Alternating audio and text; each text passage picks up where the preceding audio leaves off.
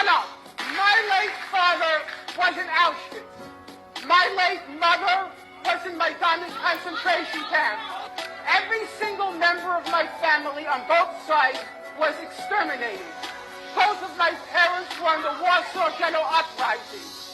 And it's precisely and exactly because of the lessons my parents taught me and my two siblings that I will not be silent when Israel commits its crimes against the Palestinians. And I consider nothing more despicable than to use their suffering and their martyrdom to try to justify the torture, the brutalization, the demolition of homes that Israel daily commits against the Palestinians. So I refuse any longer to be intimidated or browbeaten by the tears. If you had any heart in you, you would be crying for the Palestinians, not for what you got.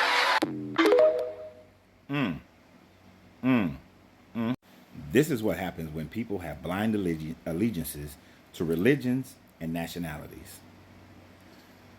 I am not condoning anything that Hamas or any other group may have done to kill other people, to attack other people.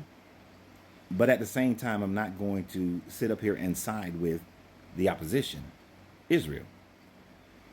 Israel going into Palestine and just taking people's land. Israel bombing the Palestinians in the same way that they are recently being bombed. I don't condone any of it when you are bombing innocent combatants or non-combatants. This is one of the things that when I was in the Marine Corps, we had to be aware of.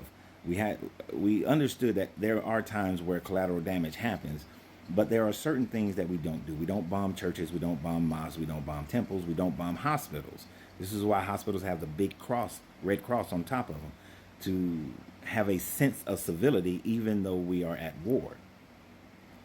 But the amazing thing is that people who are Christian, who worship a God that is different from the actual Christian God, and they will join and be on that side because their Jesus is supposed to have come from a Hebrew or Israelite family. He's supposed to be Israeli. So they will join on that side, not even contemplating the fact that the Muslims believe in the same God that supposedly was over, that Abraham believed in. The only separation comes between Isaac and Ishmael, following the different lines. And since Jesus follows the Isaac line, this is why Christians side with Israel.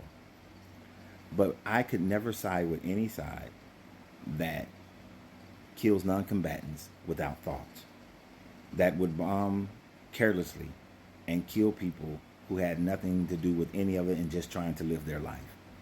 But this little girl, she's doing her little crocodile tears crying. Oh, you're crying because now somebody has taken you to task on it, and your little emotions are now hurt. And many people's emotions are hurt just by questioning their book. That is a huge sign of weakness of your faith towards your religion.